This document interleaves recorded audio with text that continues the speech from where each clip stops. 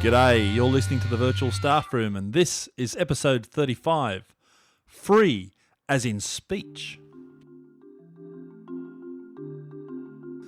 Thanks for joining us again here on the Virtual Staff Room. My name is Chris Betcher. About a year ago, I went to the ULearn conference in Christchurch, New Zealand, and a wonderful conference it was. In fact, I'm going back again this year, looking forward to it very much. But at the unconference session last year, which was held in Bota's Restaurant down just by the Avon River there in Christchurch, we had an unconference session and there were tables of people set up all around the place, and you could just pick a table, go up and start a conversation and talk about pretty much whatever was emerging as the topic at the table. And I happened to meet a guy called Mark Osborne, and Mark is the Deputy Principal of Albany High School in New Zealand, just outside Auckland. And what struck me as we spoke to Mark was that his school, which is a green space school, greenfield school, so it's a brand new school, no legacy to drag behind it, it was free to invent itself from the ground up, had made a decision that it was going to run entirely on open source software and the cloud. So they run very few servers. In fact, the goal at the time, as you'll hear from Mark, was to run no servers at all on the premises, working on this idea that the job of a school is to provide education, not technology services. Someone else should be doing that. So the school was started on the premise of providing everything in the cloud and everything open source. So in this episode, we get to talk about these things. I said to Mark at the time, I'd love to carry on this conversation. So here we are a year later talking about open source and the cloud. I also invited in Roland, Gesthuizen and Peter Ruwoldt, who are two Australian teachers who I knew work a lot with open source software and have same kind of outlook on the way the world should work with open source. So I've asked them to come along and they join us part of the way into this podcast. So it's really interesting and I think a great example of what can be done when you're starting from scratch with a new, brand new school from the ground up. So here we go. Thanks for joining us.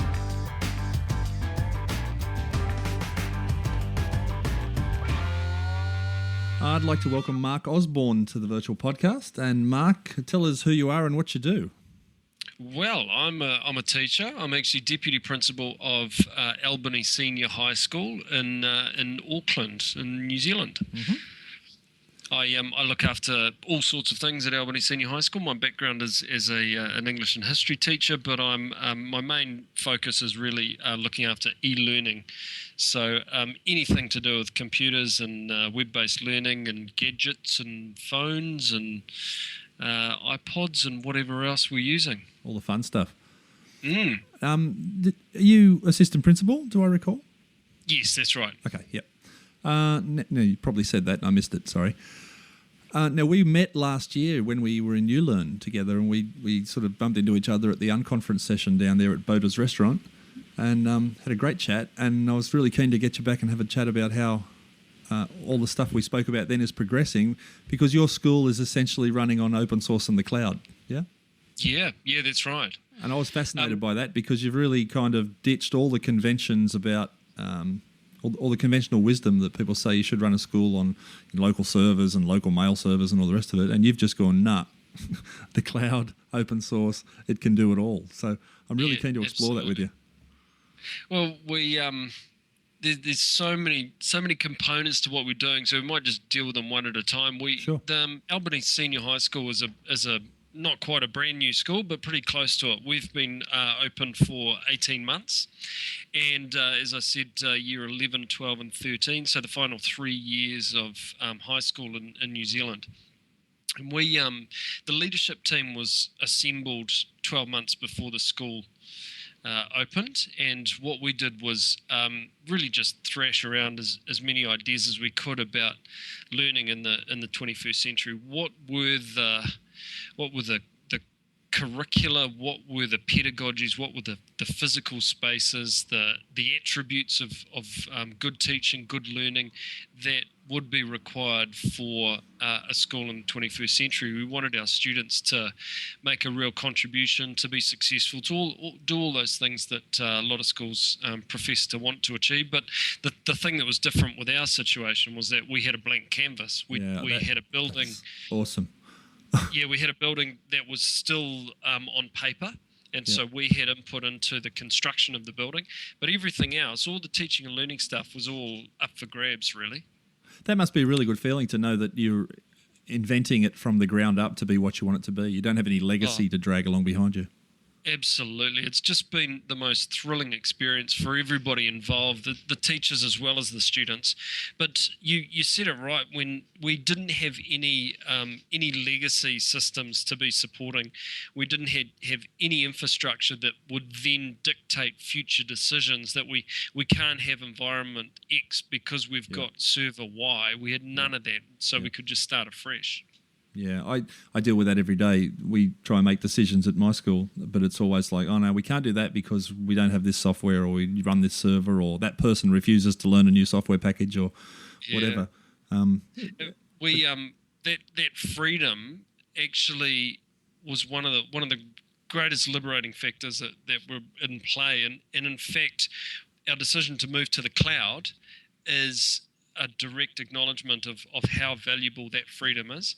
We decided we're lucky enough to have an ultra-fast broadband connection. We've got 100 megabit per second broadband right at our gate, and so it just goes straight into our server room, and it meant that all sorts of options opened up to us. And what we quickly realised was that we could actually just get services out on the web wherever we wanted that would meet our needs at a certain point in time. We recognised that those learning needs of the students would change over time, and our requirements for learning management systems for any sort of infrastructure would change with those learning needs. So can I just re-clarify that? So you're sitting on a 100 megabit pipe. Yeah. Yep. For those listening who are non-technical, that's a bloody big pipe. It's very fast. I mean, I'd love a gig, but it's very expensive. We'll get there, but at the moment, it's actually very manageable, very affordable because of the infrastructure in the street in front of us. Wow. For us to have commodity internet at 100 megabits per second. Wow. So, we also, if we adhere to open standards and we can get access to our data, and we decide that whatever environment we're using at the moment is no longer meeting our needs, we can just up our data and go to another provider somewhere else in the country who's also got ultra-fast broadband, and then just, pick up where we left off with a better set of tools. Wow. Is it hard getting that much bandwidth? I mean, I know that sort of pipe is not common in Australia anyway. No, it's not. It's not hard for us and for the schools around us because we're in a relatively new area, and we're really well served for fibre. There are a lot of schools up and down the country in New Zealand who would kill for 10 megabits. Yeah, totally. Yeah. Wow, that must make a big difference. So because of that infrastructure, then you've basically decided that all of your services don't have to live on site; they can live in the cloud. That's right. And so it's about core business, really. We're not our core business is learning and is about providing the right tools to meet our students' learning needs. We're not interested in stacking a room full of flashing lights and assembling a team of technicians to maintain all our gear. So we basically don't have to invest in the big capital expenditure. What we do is a little bit of ongoing operating expenditure and say, right, well, instead of buying a massive tape drive to back up all of our files that sits on site and requires someone to maintain it and someone to drive the tapes off site and put them in a bomb-proof bunker, what we'll do is just... We'll get somebody else to do it, and we'll pay them a few $100s a month, and that'll be our entire backup solution. Wow. So you have no servers on premises at all? We do have a few. My starting point was I don't want a single server on site, and then we went back from that position when I was convinced that it made sense. So, for instance, a print server, we have a print server on site because in order to send my print job from my laptop to the photocopier sitting next to me, it didn't make sense to send it all the way out to the web and then bring it back. Sure. So that's in fact local. Yeah, that makes sense. What about your student management system? The student management system's on site, but only because the purveyors of our student management system don't actually offer a hosted solution. The moment they do, we will move to a hosted solution. I don't want to be running updates. I don't want to pay my technicians to run updates. I want somebody else to look after that for me. The other thing that you get when you go to the cloud is the potential to connect up all your environments as well. if you've got them all local, all in-house, all behind a really strong firewall, it's actually really hard to connect up your data sitting on your little island, your secure island, with any of the other environments out there. And so getting our student management system out there is actually going to be really, really good for getting our most important data talking to our other important environments. Right, yeah. And, I mean, the argument that anyone always throws up at this is, security, your stuff's not on site, it's all off-site. That's not been an issue for you, obviously. No, not at all. Not at all. We have data security insofar as we have root access to the servers that we need. But in fact, I would argue that running our own mail server and trying to maintain a firewall that is secure enough to protect all of our core data and our email exchanges, we don't have the expertise in-house to be able to run a system like that as secure. So you take our learning management system, for instance. It's Moodle, it's open source, it's a fantastic learning management system, very easy to set it up. I've got a copy on my laptop, but that copy is not necessarily as secure as the copy that I've got sitting in the data center in Wellington, run by the company that supports it. They've got 100 staff, they have sysadmins, they have security experts, they have text messaging. If my hard drives start to get full at 3 a.m, somebody's in there fixing it, and I don't even know that there's a problem. It's fixed by the time I have my breakfast. We just can't support that kind of infrastructure or that kind of security expertise in-house. And so we're, for a modest fee every month, we're actually buying some pretty powerful expertise. Mate, speaking as the guy who used to do trying to keep everything running in a school, I can tell you that's an eminently sensible decision you're taking there. Because you're right, teachers don't have the expertise, and to employ someone into a school to do that, it's a big overhead to carry that level of expertise in-house. That's right. And it's about specialisation, really. There's 2,500 schools in New Zealand. Why don't we stick to learning and we'll let the IT companies look after the IT stuff? What a concept. Yeah, strange. So tell me sorry, go on. It's the only point I was going to make was that it's all prefaced on having access to really good fibre. You need bandwidth in order to do that sort of stuff that we're doing. Yeah, that really is the key. Yeah, we're sitting on a 10 megabit pipe, which we thought was adequate, but we're quickly realising it's hopelessly inadequate. We're about to go to 50, so sitting on 100. It's pretty good. That's a big pipe, yeah. So what have you pushed off site? So you've got, I think you said you use Google Docs a lot, and you use Gmail for stuff?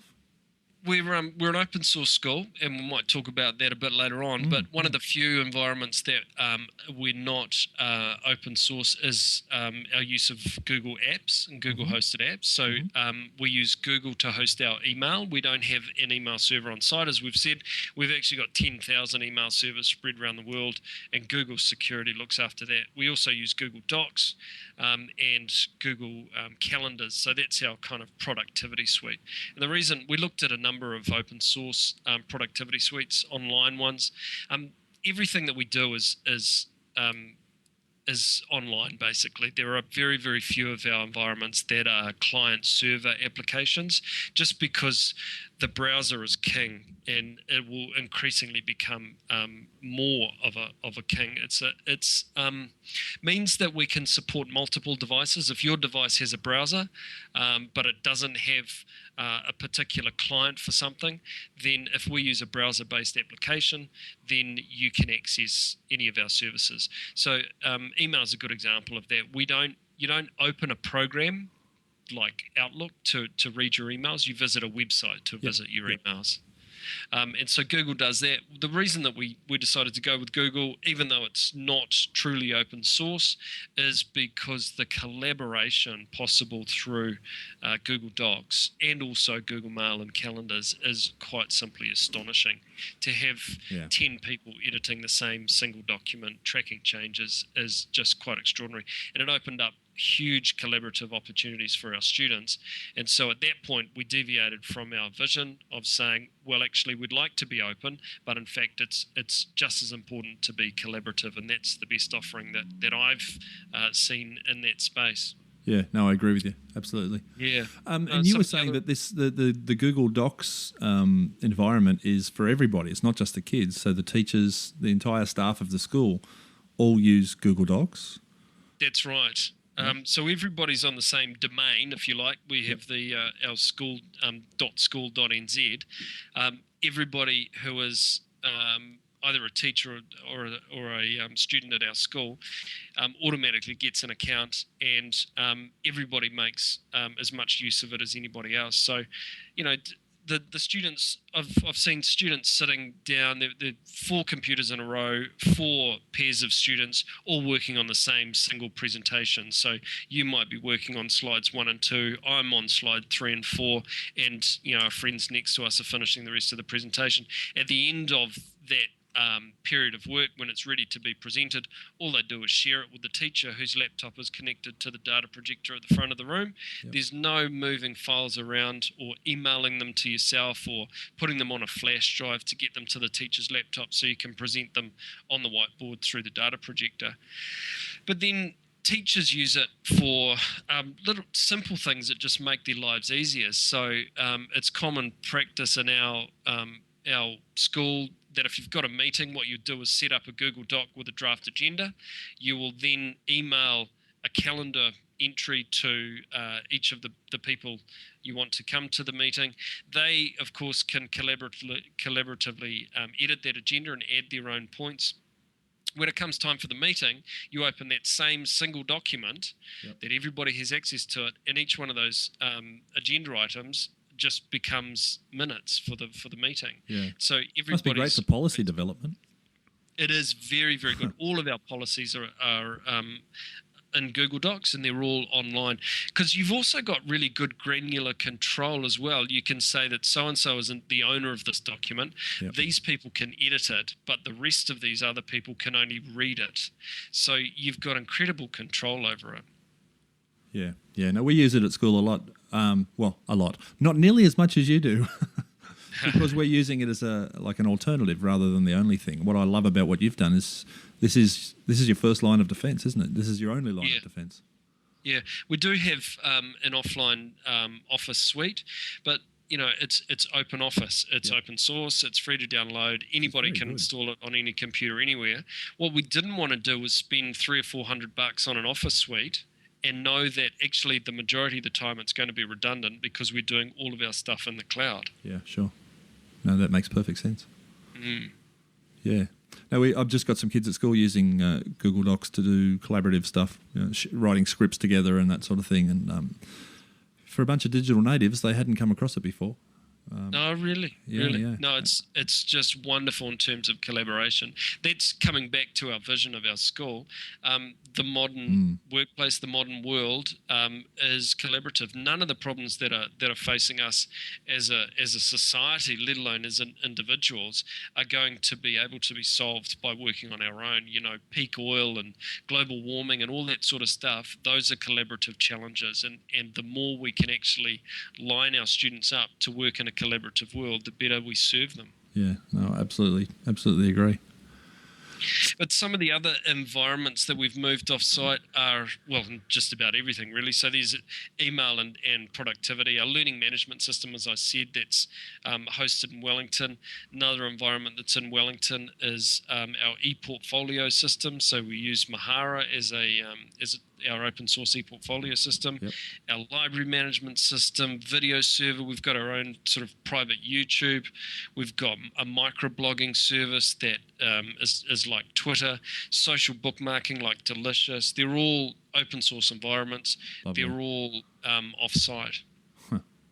Mate, I'm just going to pause you there for a sec. I'm going to bring in a guest. Do you know Roland Gesthuizen at all? No, I don't. Let me bring him in and introduce him to you. Just a sec. Because Roland's very big into the whole open source thing. Oh, cool. And so I thought he'd like to join us if he answers the phone. Testing 1, 2, 3. Hello, Roland. 4, 5, 6. Oh, champion. I'm using the microphone and the headset. Is that better? Yeah, that's quite good. How you doing? Awesome. Roland, meet Mark. Mark, this is Roland. Hi, Roland. G'day, Mark. Roland, I'll get you to just introduce yourself, mate, and just tell us who you are and what you do and where you work, that type of thing. Cool. I'm a leading teacher at Westall Secondary College. We're located in the southeastern burbs of Melbourne. Actually, here's a little known fact. If you cut Melbourne out of a piece of paper and balance it on a spindle, it actually balances about 100 metres south of the school. Nice. So it means that wherever we go, we've got suburbia, sprawling all around us, and it's a bit like the scene in the castle where the chap sort of looks out and sees the pylons behind his house. We've got 3 electrical pylons on the corners of the school. If we had a 4th, we could have a complete set. Excellent. Dad says they're a wonderful reminder of man's ability to generate electricity. Yes. And Roland, I've invited you in along here. I've been chatting with Mark for the last, couple of minutes, 10 minutes or so. And he's been telling us about his school in Auckland, which is basically runs as much as possible in the cloud. So apart from the exception of a couple of servers on site, everything else is in the cloud. They're running Google Docs, they're running Gmail, they're running Moodle, but it's all hosted solutions. There's very little that actually runs on site.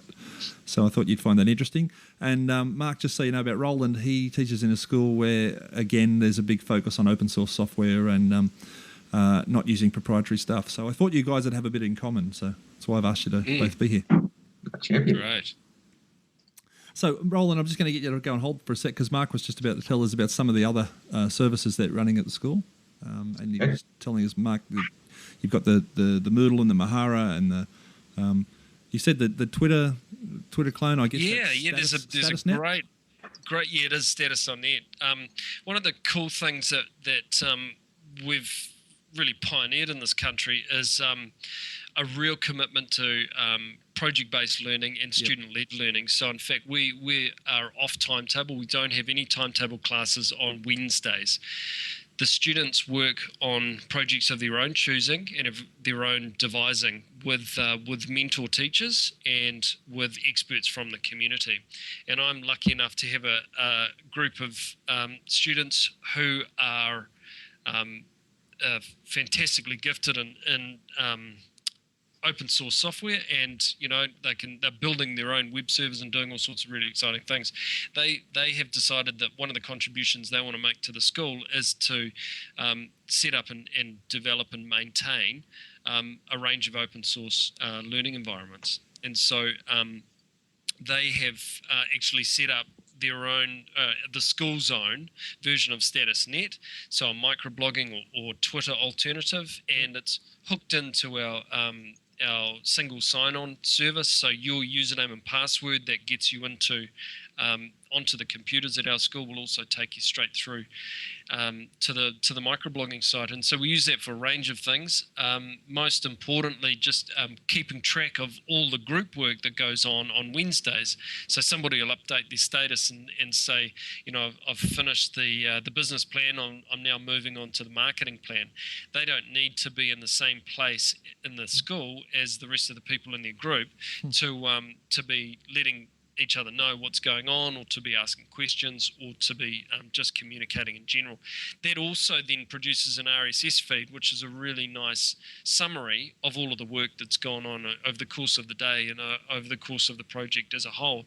So it's just got this fantastic symmetry of a student-led project that is now facilitating really well communication and enhancement of other student-led projects. Wow. It's pretty amazing. These are 15-year-old kids. Wow, that's awesome. Very impressive. Another thing that they've developed, we call it OurTube. So instead of YouTube, it's OurTube. So it's our own sort of private walled garden of that's a video server, web-based video server. We're migrating at the moment from one that's powered by Plone to one that's powered by Drupal. Drupal's obviously much better supported than Plone and has a far larger community. So it's Flash video and again hooked into our single sign-on solution. Anybody can upload videos. Those are moderated by a list of people who are moderators who can oversee the content, and it's got all the sort of stuff that you'd expect from a really full-featured content management system, like 5-star ratings and comments and tags and subscription feeds and all that sort of stuff. So again, really powerful tool for teachers to be able to share documentaries and animations and all sorts of cool stuff with the students, and another student-led project. Wow. I haven't heard of, I'm aware of Drupal, of course, but I just had no idea it could do that sort of stuff. So it's just a set of plugins, basically. You set up a Drupal site and you drop this video folder in, and all of a sudden your Drupal site becomes a video server. Huh. So then you can tack all sorts of other powerful stuff onto Drupal, obviously, such as OpenID support and, as I say, ratings and comments and moderation, all that sort of stuff from the very rich set of plugins for Drupal. Wow. You're a Drupal guy, Roland, aren't you? Oh, too right. We've got a Drupal server. I had a chance to cut my teeth onto it with the various groups outside school, and it's an enterprise system. It's interesting that the Prime Minister's website runs Drupal, and I think that's also the White House administration runs Drupal. New York Times, yeah, and it's an enterprise system like Moodle. It's come of age, and you don't have to have a Drupal server if you want to get your head into it. There's a website called Drupal Gardens that you can get yourself started with building a Drupal website. But you host one locally, don't you? Yeah, we have a local, probably a very similar setup to my New Zealand colleague. We've got a VMware environment where I can virtualize using a Linux Debian package, a Drupal server. The authentication is done through an LDAP connection with the local network directory. So it's just a matter of creating a local account, and that user can authenticate and see secure pages on the Drupal server. Yeah, I guess the difference is that under your situation, Mark, you're not even hosting that on site. That's all offsite. No, that's right. We've got Roland, these guys are sitting on 100 meg pipe, mate. Fiber to the front door. Awesome. We've got 3 big servers, one small server and 2 big servers at a data centre that's actually just down the road. You can almost see it from the school, but it might as well be in the other end of the country because we've got the fibre link.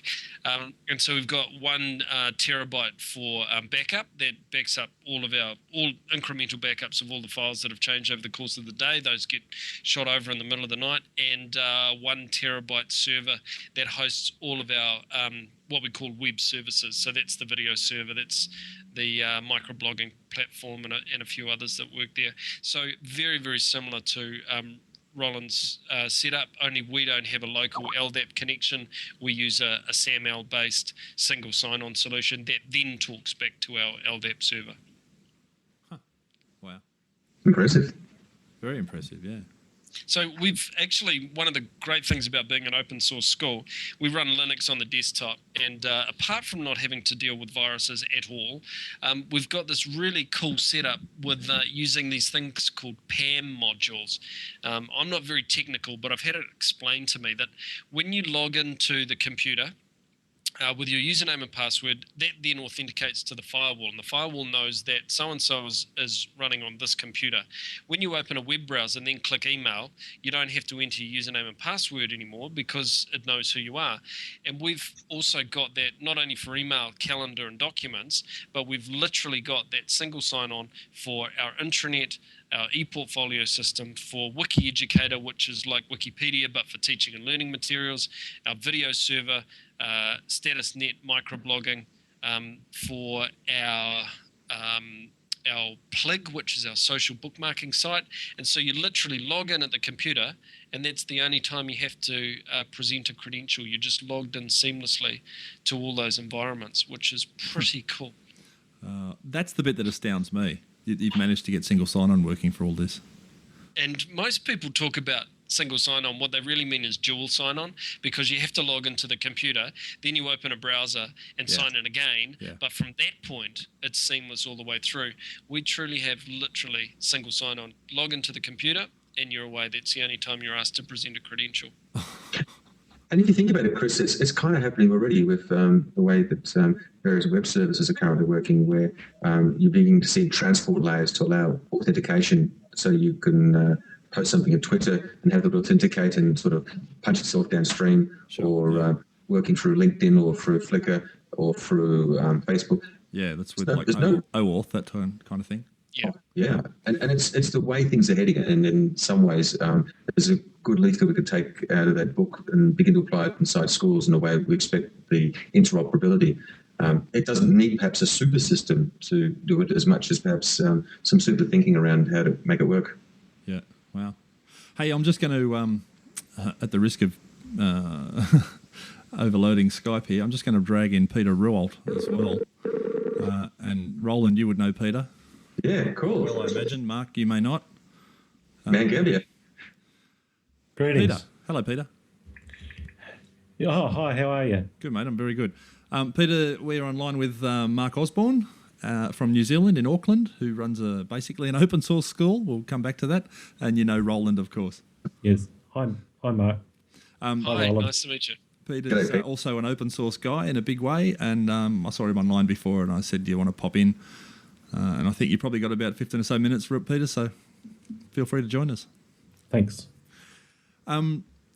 That conversation we were having before, guys, was fascinating to me, but I know a lot of people listening to this are going to go, oh, that's a bit geeky. So I want to come back to the whole educational use and what you're doing with the open source stuff, and why educationally you think it's a better alternative to, say, the proprietary products, or trying to do it yourself, or trying to run your own servers. So what are the educational things? And I know, Mark, you started this whole conversation before the other two guys came in, talking about that all of this is coming from a kind of a pedagogical, almost like a belief system, and that this is the right way to run an education system. Yeah, we've got a really clear vision, and we have a set of values that underpin that vision, and it's about equipping students for the world that they find themselves in. And I think most schools would say that. But again, coming back to that point that I made earlier, we had an opportunity to start from a greenfield site, and what we knew was that education is a very social thing. It's about connecting people. You don't learn anything on your own. Even if you're reading something on your own, you're actually interacting with somebody else's ideas. Yeah. It's a constructive activity. You learn best when you actually make something and do things. It's an activity that requires the free flow of information. You know, David Wiley says our benchmark for the very best teachers is that they share most freely with the most people. Yeah. What we do, our business, is about moving information and about doing things with those pieces of information. So we did a lot of soul searching and thought, actually, what we need to do is set ourselves up to be able to, one, give students access to information as freely as possible, but also, two, make sure that they have access to a powerful set of tools to do things with that information. And ideally, they would, with what we know about learning and readiness, they would be able to do that whenever they were ready to learn.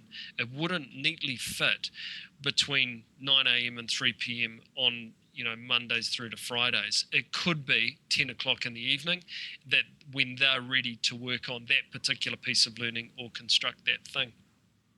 And so we did a lot of soul searching and a lot of thinking about how we could set up an environment that would facilitate that.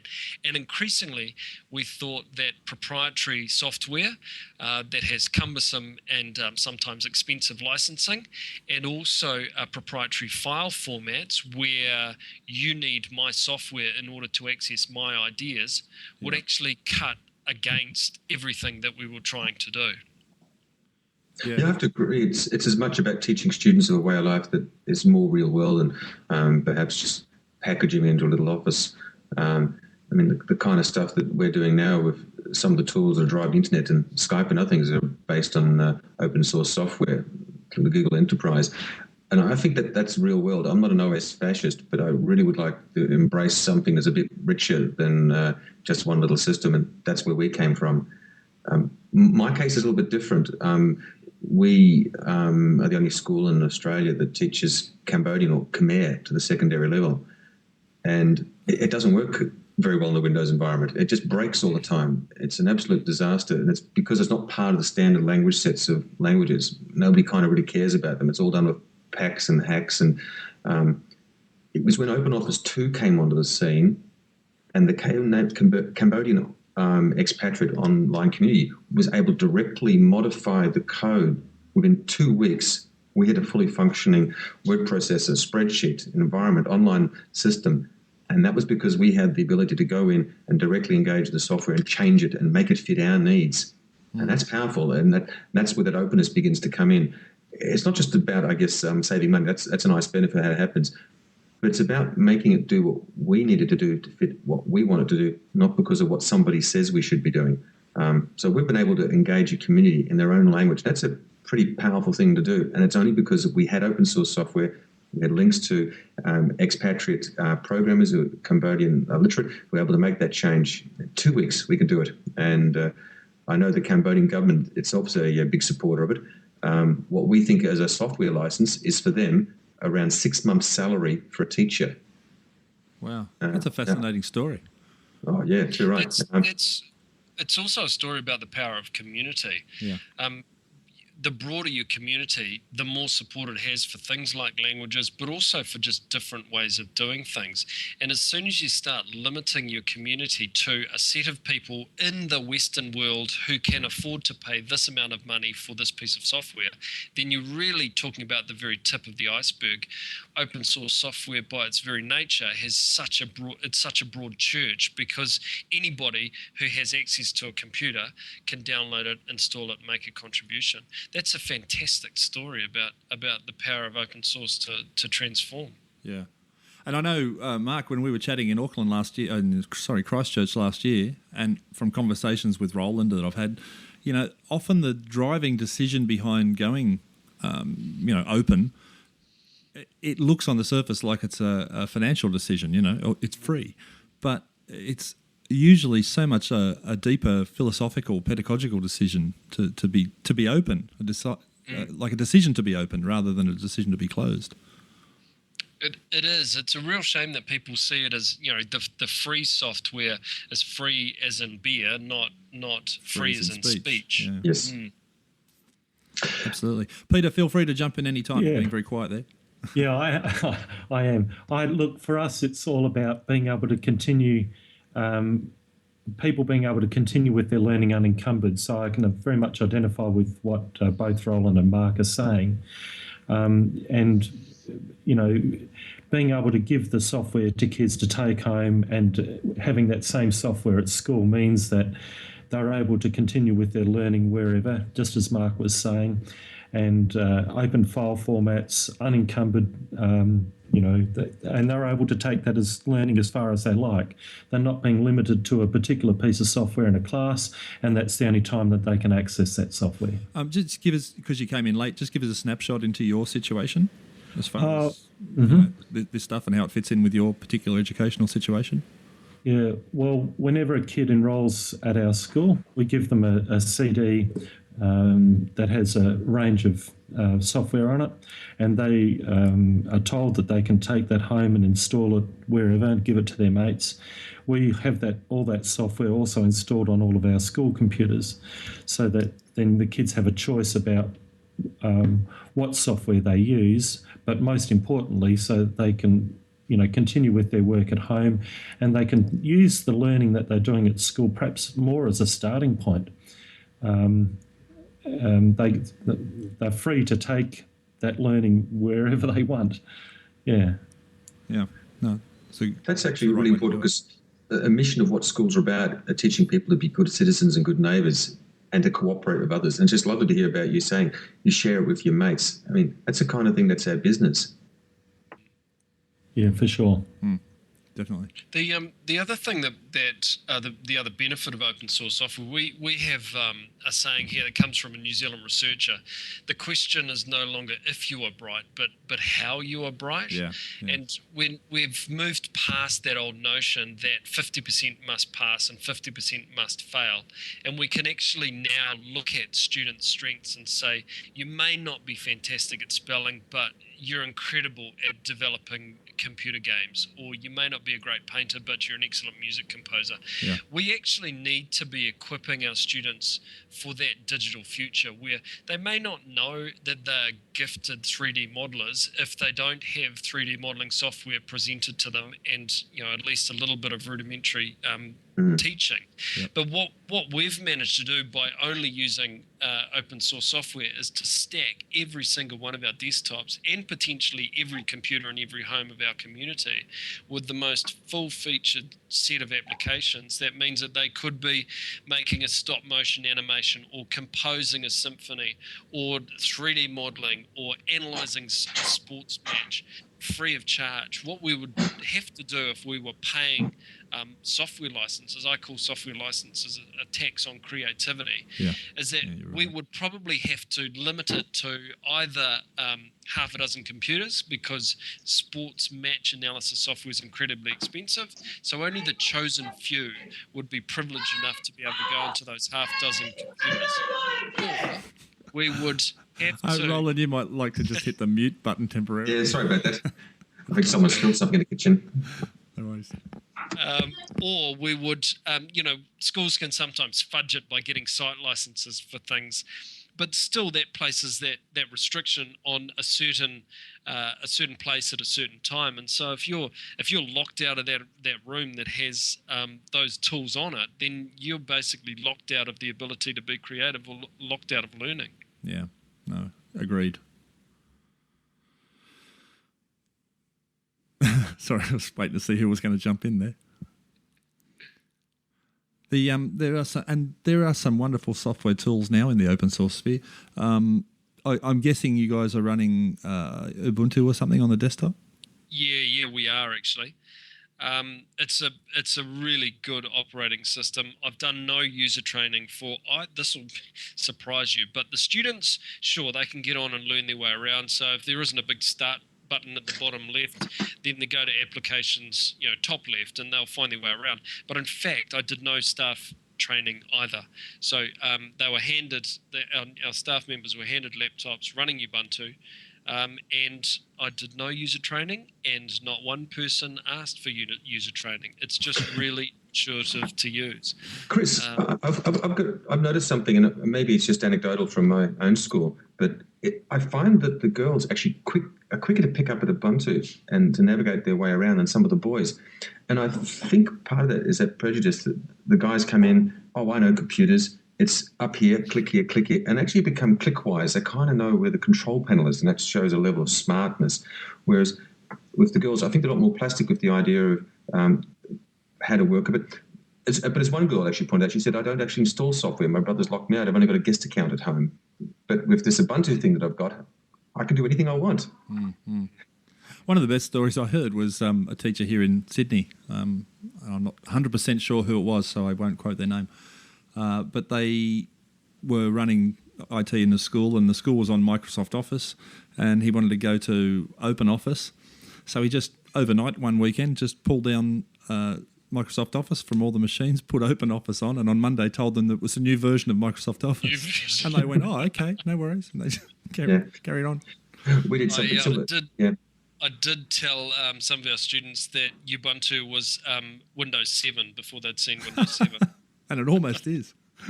Well, I would argue the leap from XP to Vista is greater than from XP to something like Ubuntu or Debian. It's actually far more intuitive. Yeah. And you can say, I'm Ubuntu and Windows 7 was my idea. I think that's really powerful that you think about the user interface changes and sometimes some of that heavy lifting that we worry about. Would it be nice if we didn't worry so much about some of the nuances of these slightly different variations of software and we started thinking about the heavy lifting that's got to happen in the creativity and And that traction, I think sometimes the departments get too caught up with worrying about some of the versioning flavouring. I'd like to have a rich environment that's creative, and I see that with the open source community and the kind of collaboration that kind of happens amongst the members there. And I'd like to have that kind of environment where kids can sort of pick and choose and sort of work their way through, that there's a real choice that's happening there. And you can do that when you set up an environment that is open, that the students have a sense of ownership, not one that's locked down and thrown away and sort of mirrors a commercial world. Yeah, I think that whole thing about kids should be using the same software in school that they're going to use in, quote, the real world, is a real piece of misdirection. It's got nothing to do with it. The real world, I hate that expression, but like the world outside of school is the world outside of school, and the world inside of school is the world inside of school, and they're two different worlds, and there's no reason why you should have to use one piece of software at school because the outside world happens to use it. That's just ridiculous, really, when you stop and think about it. Well, 15 years ago, I taught a whole generation, was it WordPerfect? And I haven't seen many of them sort of sitting at the railway stations with tin cans collecting loose change because they've become obsolete. This notion of industry standard software, when I was learning, it was WordPerfect. And again, you don't see it. It's a myth that there is an industry standard. It depends on your industry. Yeah, it depends on your employer. What's far more important is to teach flexibility and to teach the concepts. So if it's not a file insert image, it's insert image from file, that somebody doesn't just stare blankly at the screen when the menu's not in the right place. That's what we've got to teach. Yeah, absolutely. 100% agree. I'm going to have to go, but on the topic of the whole business of a philosophy or ethics, there's a guy called Richard Stallman who's written a very small thing about... He's in Australia soon, isn't he? That's right, and that's what I was just going to say. He's going to be touring Australia starting next month, and so keep an eye out for him in capital cities because he'll be talking about the ethical use. He's the guy that wrote the GPL. Yeah. That's right. He invented free software. Yes, so keep an eye out for that. But yeah, I've got to go now, and it's been great chatting. No worries, mate. Thanks for dropping in. Appreciate it. Yeah. Cheers. Talk to you later. Bye. Bye. Mark, you don't happen to live on the side of a volcano, do you? No. I'm one of the few people in Auckland who don't. I just saw the trilogy there because I live on the side of Mount Dandenong, which is an old volcano, and we just lost Mount Gambier there, which was an old volcano. So, well, there are 50 volcanoes in Auckland City. Most of them are dormant or extinct. So I'm not far from one. I mentioned it because I know we've got a day coming up, which is going to be volcanic in Victoria. That's Software Freedom Day. Yeah, and you guys have we're planning a big Software Freedom Day event here at the school. Actually, we're going to have an install fest and various other things. But the highlight from last year that we're going to be repeating this year is our students having a big LAN party because we've got these kick-ass computers that are running an amazing operating system, and we've got about a dozen open source computer games installed on the actual machines themselves. So, at 3:10 the lessons end, and the Nexus and Open Arena come out, and the kids start shouting across the classrooms as they're playing computer games against each other.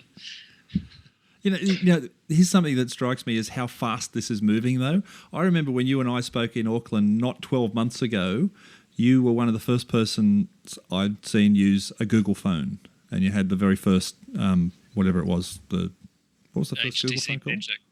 Yeah. It was an HTC Magic, yeah. And you were saying, it's not bad, but it was a philosophical choice to not get an iPhone because, it was a closed platform and you wanted to go open and all the rest of it. And if you look at where Androids come in not even 12 months, they're selling, 600,000 phones a week or something of Android now? Yeah. And they're it's matured to the point where it's probably in many ways, a more sophisticated operating system than the iPhone. There are far more Android phones than iPhones out there in the market. Yeah. They're activating something like 200,000 a week. Is it 200,000? Okay. Yeah, and they've grown well over 400% in the last 6 months. So when you look at where it was 12 months ago, which was kind of it was an okay alternative, if you were philosophically opposed to the mainstream, to now being a serious contender for the mainstream. And then you look at other things like the way Ubuntu's come on from. I remember trying to install Linux years ago, and it was just a nightmare.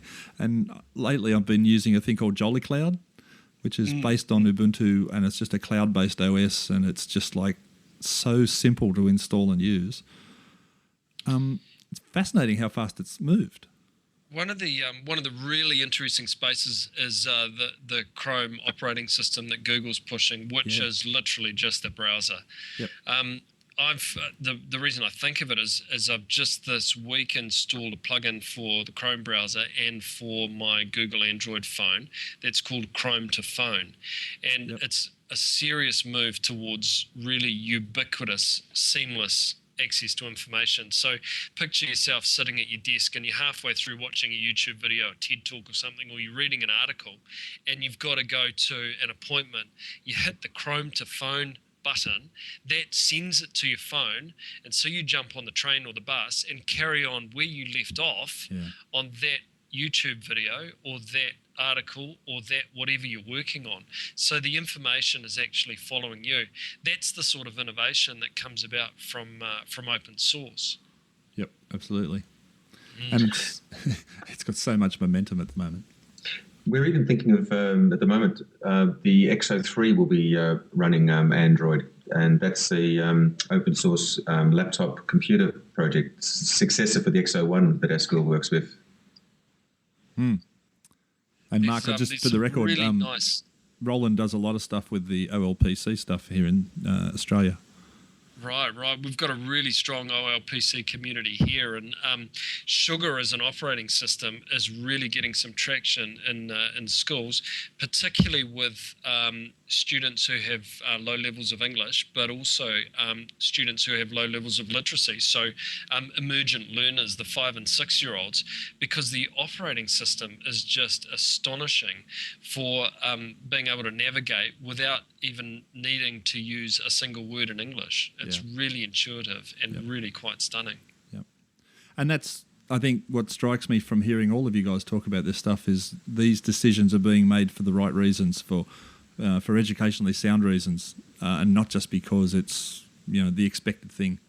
Oh yeah, the Sugar interface is probably a little bit more like the Ubuntu Macintosh interface, but it's been rearranged in a way that kind of education learning comes first. It really threw me when I had my first two XO1 machines, and I was quite excited and whipped them off to Monash University to show some of the student teachers there. And what threw me was that I couldn't network them, and I'm sitting there fluffing around with them, and I'm thinking, here I am, I should know all about channels and all that stuff. Took it back to school, and my Year 11s figured it out in 10 minutes. And I remember asking, well, what was it I was doing wrong? He said, you stopped fiddling with it, sir. It was actually trying to figure it out. It was trying to do it itself, but you kept changing the settings. Once you left it alone, it worked it out itself. That was the mesh networking, which is an intelligent network that's kind of pulls itself together. And there's a button on the screen, sir. It's the neighborhood button. And of course, I'd been playing around the periphery of it and I'd forgotten. There was actually a button on it which actually allows you to see the community, and you can then visualize the people who are around you, what they're doing. The way to actually network was to add friends to your community. And that's a big shift to where we were coming from. We're thinking of files and folders and little filing cabinets. And again, that office metaphor that takes it over.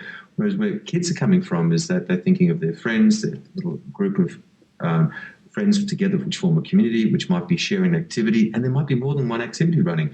And that's where Sugar comes in. Anyone can actually join up with Sugar. You don't need an XO1 laptop. You can get Sugar on a stick. That's the project I'm with. And you can just download and get Sugar running on a USB key and have a play with it, and actually maybe become involved with the development community. No, that's a really, really good point that you make there. The default mentality for us who are kind of burdened with the filing cabinet metaphor, because that's all we know. We've grown up with computers that are designed to be office productivity tools, and actually emerged out of standalone computers that weren't networked. Something like Sugar and similar operating systems, social is the default and play is the default, because learning is social and you learn through play, and you're meant to just go on and play and explore. And where and the older generation are hardwired almost to have some kind of office-based overlay to all of our operating systems. We can't just let go and explore things. And often people judge a project like Sugar through that mentality. Yep, absolutely. On that high note, I'm going to try and keep this under an hour because I think that's a really valid point to leave on. So, Mark, where can people find you on the web, mate? I've got two ways to do it. One is my blog. That's all one word, theopensourceschool.blogspot.com. That's theopensourceschool.blogspot.com. And the school website, Albany Senior High School's school website is ashs.school.nz. Excellent. No worries. And Roland, where can people find you? Cripes, I'm all over the place. I've just checked Google. You could just Google Roland Gesthuizen. I've got a Dutch cousin who's a unicyclist, but it hasn't popped up on the first page yet, so I've still got there. I have a blog, Plakboek, plakboek.livejournal.com, Education AU, but I'm also active online on a number of different forums, and I've got my fingers probably too many pies, but it's an exciting world out there, and it's great to be part of it. No worries. So. And, of course, we had Peter Ruwoldt on before. That's Peter, P-E-T-R-R-U-W-O-L-D-T.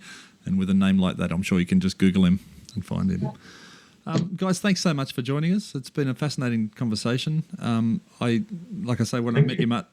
met you last year, Mark, and had that conversation, I went away with so much food for thought about... what I find fascinating about this is you guys are really challenging the core beliefs about what school's really about.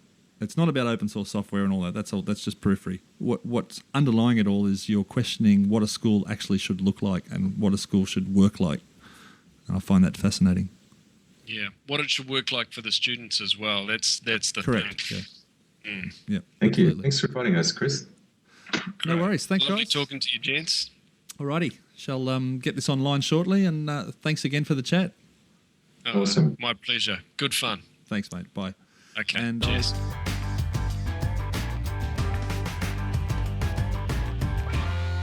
There you go. Hope you enjoyed that episode. If you're using open source software, you might like to pop over to the blog at virtualstaffroom.net and leave a comment there in the comment feed. Love to hear from you.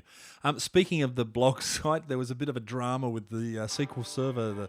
I don't know. It's a technical thing, but the site basically fell over, and I thought I lost the lot. And thanks to the goodness of the internet, some people who had old episodes stored in their feed readers and stuff were able to supply me with all the missing stuff that we'd lost. So thankfully everything's back online now.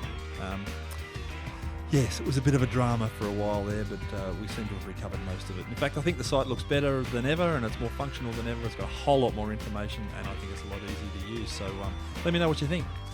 Until next time, thanks for joining us. My name's Chris Betcher. You've been listening to The Virtual Staff Room.